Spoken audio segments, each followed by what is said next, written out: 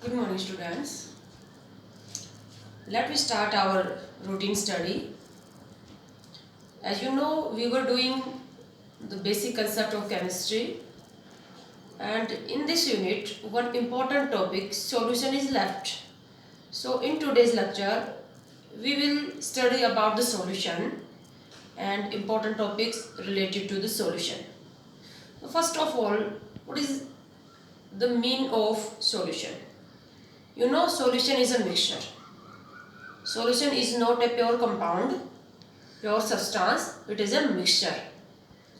Homogeneous mixture is known as solution. You know, mixture is of two types, homogeneous and heterogeneous.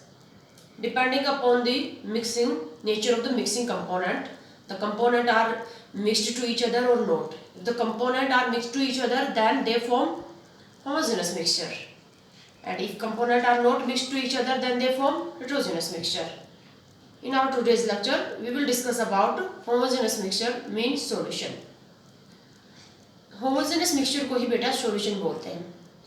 तो solution जो है यानी कि एक मिक्सचर है, ये प्योर सब्सटेंस नहीं है. And you know the mixture is formed when we mix two और more chemically non reacting substances. Mixture तभी बनेगा जब आप दो या दो से ज़्यादा केमिकली नॉन रिएक्टिंग सब्सटेंस को मिक्स करोगे, ऐसे सब्सटेंस को मिक्स करोगे जो केमिकली रिएक्ट नहीं कर रहे. If you mix the chemically reacting substances then it form compound and compound is a pure substance. Chemically react करने वाले सब्सटेंस को अगर आप मिक्स कर दोगे तो वो कंपाउंड की फॉर्मेशन कर देंगे और कंपाउंड क्या होता है, प्योर होता है. तो अगर हमें सॉल्यूशन बनाना है यानी होमोजेनस मिक्सचर बनाना है तो हमें जो कंपाउंड लेने हैं, जो सब्सटेंस लेने हैं, वो केमिकली नॉन रिएक्टिंग लेने पड़ेंगे. और सॉल्यूशन होमोजेनस है यानी कि वो कंपाउंड या कंपोनेंट या सब्सटेंस एक दूसरे के अंदर क्या होने चाहिए, मिसिबल होने चाहिए. जिन सब्सटेंस को हम आपस में मिक्स करते हैं उन सब्सटेंस को हम क्या बोलते हैं, कंपोनेंट. तो मैं यहाँ पर बार बार कंपोनेंट टर्म यूज करूंगी. कंपोनेंट का मतलब जिन सब्सटेंस को हमने आपस में मिक्स करके बनाया है solution. So now we can define the solution. Solution is a homogeneous mixture of two or more chemically non-reacting components. मैंने यहाँ पर definition भी लिखी है. Solution homogeneous mixture of two or more chemically non-reacting components. For example, if we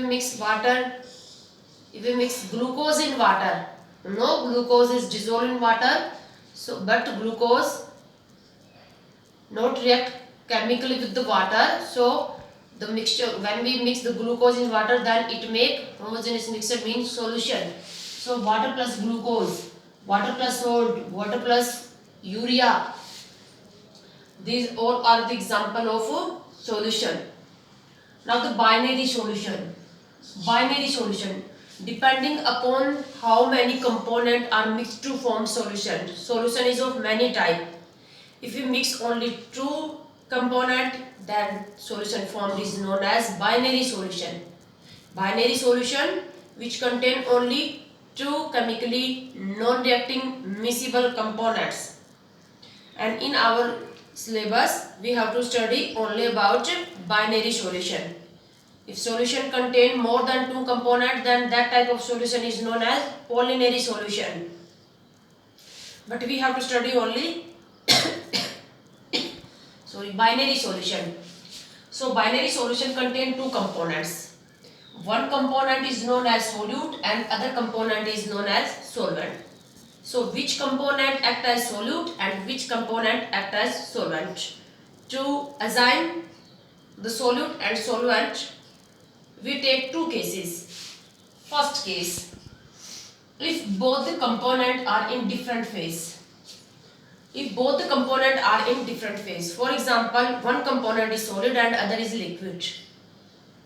If both components are in different phase, then solvent is that component whose physical state is same as that of the solution. Solvent is called that component whose physical state is same as that of solution. अगर दोनों component का physical state different है तो उस component को हम solvent कहेंगे जिसकी फिजिकल स्टेट वही हो जो सॉल्यूशन की फिजिकल स्टेट है। For example, if we mix water plus urea to make a solution, you know when we mix urea in water to make solution, then solution physical state of solution will be liquid। अगर आप water के अंदर urea डाल के solution बनाओगे तो उस solution की फिजिकल स्टेट कैसे होगी? लिक्विड। यूरिया कैसा है? सॉलिड। और वाटर कौन सा है? लिक्विड। तो यहाँ पर वाटर की फिजिकल स्टेट लिक्विड है और सॉल्यूशन की फिजिकल स्टेट भी क्या है? लिक्विड। तो जिसकी फिजिकल स्टेट वही है, जिस कंपोनेंट की फिजिकल स्टेट वही है जो सॉल्यूशन की फिजिकल स्टेट है, वही कंपोनेंट क्या कहलाएगा? Solvent. So water act as solvent and urea act as solute. Now we repeat it, if we mix such two components whose physical state is different, then that component is known as solvent whose physical state is same as that of the physical state of the solution. Now we take the second case. Case second, if both the components are in same phase, if both the components are in same phase, for example, if both the components are liquid, both the components are solid and gas and so on, then how can we assign which component is act as solvent and which component act as solute? If both the mixing components are in the same phase, then that component which is present in large amount is act as solvent and that component which is present in small amount act as solute. If both the components are in same phase, that component is called solvent which present in large amount. अगर दोनों ही mixing component की physical state same है, पहले तो अगर different physical state है तो फिर तो पहचानना बहुत ही आसान था। सॉल्यूशन की फिजिकल स्टेट वाला ही कंपोनेंट क्या होगा? सॉल्वेंट। लेकिन अगर दोनों कंपोनेंट की फिजिकल स्टेट सेम है तो कैसे पहचानेंगे? जो ज़्यादा अमाउंट में होगा जो कंपोनेंट वो सॉल्वेंट कहलाएगा और जो कम अमाउंट में होगा वो सॉल्यूट कहलाएगा। For example, if you mix water plus alcohol to make solution, you know water is liquid and alcohol is also liquid at room temperature, so solution form is also a liquid. So that component which present in large amount is known as solvent. If we mix 1 mole of water and 2 mole of alcohol to make solution, you know the amount of water is 2 mole and amount of water is 1 mole. It means alcohol present in large amount, so alcohol is called solvent and water is called solute for this solution. हमेशा water ही solvent हो ये ज़रूरी नहीं है, but ज़्यादातर cases के अंदर क्या होता है, वाटर को ही ज़्यादा अमाउंट में लिया जाता है और वाटर से बनाने वाले जो सॉल्यूशन होते हैं वो जनरली क्या होते हैं? लिक्विड ही होते हैं। इसीलिए ज़्यादातर केसेस में जो एक्वा सॉल्यूशन होते हैं उनमें सॉल्वेंट वाटर ले लिया जाता है।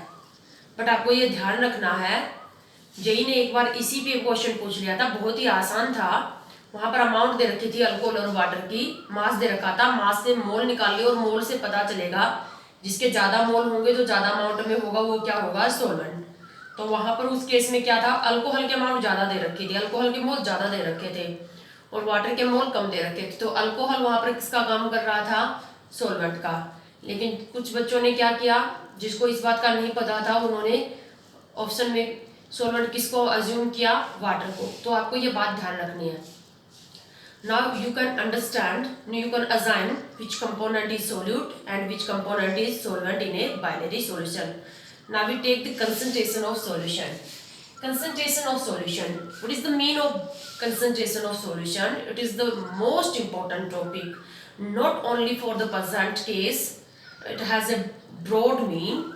So you have to try to understand clearly this topic. Concentration of solution.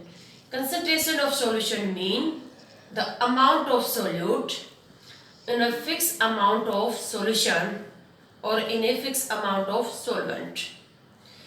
Concentration, solution की concentration से क्या मतलब होता है? solution की fixed amount में solute की amount कितनी है या solvent की fixed amount में solute की amount कितनी है। अब हमने कोई भी क्या किया, 2 कंपोनेंट को मिक्स करके 3 कंपोनेंट को मिक्स करके सॉल्यूशन बना लिया। उस सॉल्यूशन का हमने एक फिक्स अमाउंट पिक किया वहाँ से, जैसे फिक्स अमाउंट में हमने क्या किया, 100 ग्राम सॉल्यूशन उठा लिया या हमने 1 किलोग्राम सॉल्यूशन उठा लिया, या हमने 100 ml या 1 लीटर सॉल्यूशन, कोई भी फिक्स अमाउंट उठाई सॉल्यूशन की, और उस फिक्स अमाउंट में हमने क्या किया, सोल्यूट की अमाउंट फाइंड आउट की। तो इस तरह से हमने क्या किया, ये हम क्या कर रहे हैं, हम कंसंट्रेशन निकाल रहे हैं। जनरली क्या होता है, हम सॉल्यूशन की एक अमाउंट को फिक्स करते हैं और उसमें सोल्यूट की अमाउंट फाइंड आउट करते हैं। बट कुछ केसेस में जैसे सोलबिलिटी, मोलिडिटी, वहां पर हम क्या करते हैं, सोलवेंट के अमाउंट को फिक्स करते हैं और उसमें सोल्यूट की अमाउंट फाइंड आउट करते हैं। तो इसलिए मैंने यहाँ पर दोनों ही बातें लिखी हैं। Concentration of solution mean amount of solute in a fix amount of solution और a fix amount of solvent. Solvent और या सॉल्यूशन की फिक्स अमाउंट में सोल्यूट की अमाउंट फाइंड आउट करना ही क्या कहलाएगा, to find out the concentration of solution. तो नेक्स्ट हमारा जो काम है वो हमें क्या करना है, methods to find out concentration of solution. Solution की कंसंट्रेशन को फाइंड आउट करने के मेथड्स हमें स्टडी करने हैं। और ये जो मेथड्स हैं, अब हमारे पास जो अमाउंट हम फिक्स कर रहे हैं सॉल्यूशन की या सॉल्वेंट की, और उसमें हम अमाउंट फाइंड आउट कर रहे हैं सोल्यूट की। तो अब अमाउंट भी तो डिफरेंट टाइप की हो सकती है। डिफरेंट टाइप के अमाउंट का मतलब, हम जो अमाउंट ले रहे हैं वो हम मास ले रहे हैं या वॉल्यूम ले रहे हैं, दोनों का मास ले रहे हैं सोल्यूट और सॉल्यूशन या सॉल्वेंट, या एक का मास एक का वॉल्यूम, या दोनों का वॉल्यूम, क्या कंसीडर कर रहे हैं। It mean depending upon the type of nature of solute, solvent and solution. Solute, solvent और सॉल्यूशन की जो अमाउंट है उसकी टाइप, इनका नेचर, किस टाइप के है ये सॉलिड, लिक्विड, गैस, किस टाइप के हैं नेचर, इनकी फिजिकल स्टेट। तो इस तरह से क्या होगा, सोल्यूट, सॉल्वेंट और सॉल्यूशन की जो टाइप है, इनका नेचर है और इनकी जो फिजिकल स्टेट है, इनको देखते हुए सॉल्यूशन की कंसंट्रेशन को फाइंड आउट करने के लिए डिफरेंट मेथड्स हैं। तो हमें डिफरेंट मेथड्स को स्टडी करना है। तो हम एक एक करके अब नेक्स्ट वीडियो के अंदर हम क्या करेंगे, एक एक करके सॉल्यूशन की कंसंट्रेशन को फाइंड आउट करने के मेथड्स पढ़ेंगे। तो इस वीडियो में इतना ही। नेक्स्ट वीडियो में लेंगे different methods to find out the concentration of solution.